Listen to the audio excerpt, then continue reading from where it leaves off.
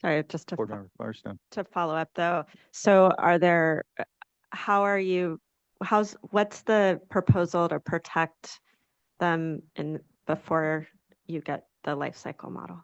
So there's a couple of, so we're not sitting idle. So if we go to the next slide, well, thank you. You set me up perfectly.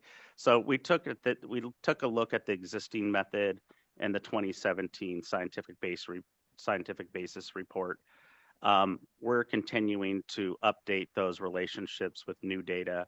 And what we're finding is that data for Longquin smelt, it's starting to spread, which represents the uncertainty. It doesn't mean that there's not a relationship between abundance and spring outflow. It just means that there are other factors that are coming into play.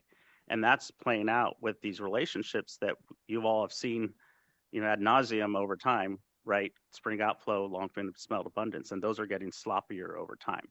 But when you account for adult stock, the number of adults out there, now that relationship starts to tighten again, and that helps explain that. So through a Bayesian framework analysis that we're taking in a way that helps describe that uncertainty in a more robust way, what we're seeing is, yeah, there's different probabilities for reductions or changes in abundance when you account for the number of adults out there, which the original relationship did not do. So we're still working through that. That could be helpful for informing as we move along in the process. And then next slide, and we're doing this, as I said, in collaboration with our partners from the California Department of Fish and Wildlife.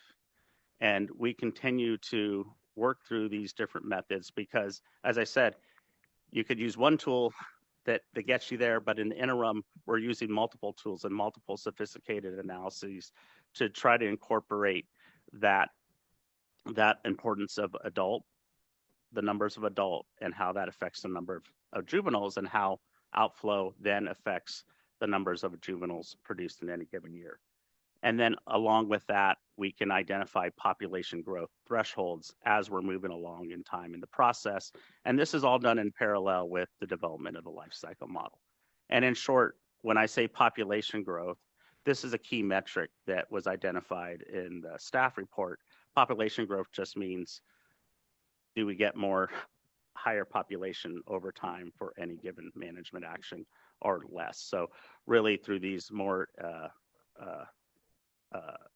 sophisticated, robust analyses that incorporate uncertainty in a different way, you could develop different approaches for how you could maybe tease that apart in the interim.